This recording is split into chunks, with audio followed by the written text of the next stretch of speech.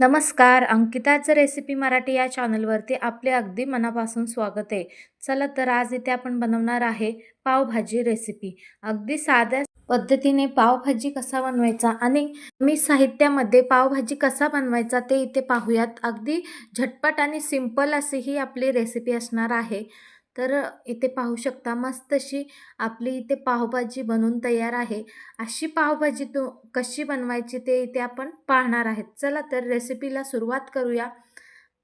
त्याआधी लाईक आणि सबस्क्राईब केलं नसेल तर करून घ्या. चला तर सुरुवात करूया. इथे पाहू शकता इथे एक मी कढई ठेवून घेतलेली आहे. या कढईमध्ये आपण डायरेक्ट फोडणी देणार आहे. ऑलरेडी मी कांदा, टोमॅटो हे सगळं आपण कापून घेतलेलं आहे. 5-6 कांदे आणि 5-6 टोमॅटो इथे आपण कापून घेतलेले आहेत. अगदी मोठे-मोठे कांदे आणि मोठे-मोठे टमाटे आपण इथे कापून घेतलेले आहेत. तर सर्वप्रथम आपण कांदा इथे बारीक-बारीक असे चिरून घेतलेले आहेत. ते कांदे आपण यामध्ये घालून घ्यायचे आहेत आणि व्यवस्थित परतून घ्यायचे. कांदा अगदी लालसर होईपर्यंत आपण परफेक्ट मस्त अशी स्लो फ्लेमवर हे कांदे परतून घ्यायचे आहेत. कांदे अजिबात कच्चेपणा ठेवू नये तसे आपण कांदे भाजूयात. तर स्लो फ्लेमवर ठेवूयात आणि इकडे आपण बटाटा शिजवून घेतलेले आहेत म्हणजे उकळून घेतलेले आहेत. 2 शिट्ट्या काढून घेतलेल्या आहेत कुकरमध्ये घालून. तर ते बटाटे आपण सगळे सालटी काढून घेतली आणि व्यवस्थित आपण मॅश करून घेतलेला आहे.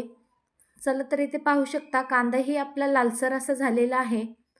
कांदा व्यवस्थित असा आपण परतून घेतलेला आहे आणि आता कांदा लालसर झालेला आहे. कांदा अगदी लालसर असं झालेला आहे. त्यामध्ये आता आपण टोमॅटो घालून घेऊयात. टोमॅटो घालून व्यवस्थित तेही परतून घ्यायचे. 5 ते 6 मिनिट ह्याला लागतात. कारण टोमॅटो एकदम नरम व्हायला पाहिजे आणि खूप अशी सुंदर अशी रेसिपी आहे आणि सर्वांनाच खूप आवडेल अशी ही पावभाजी आपली असणार आहे.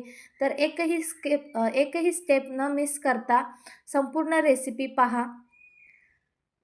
तर इथे पाहू शकता आपण हे कांदा आणि टोमॅटो एकदम अशी मऊ होण्यासाठी ना आपण थोडंसं पावभाजीची जर दाबणी असते ना त्याच्याने आपण हे प्रेस करून घ्यायचे म्हणजे आपण बारीक करून घ्यायचे. तर इथे आपण मॅश करून घेतलेला आहे कांदा आणि टोमॅटो आणि हे व्यवस्थित परतून घ्यायचे.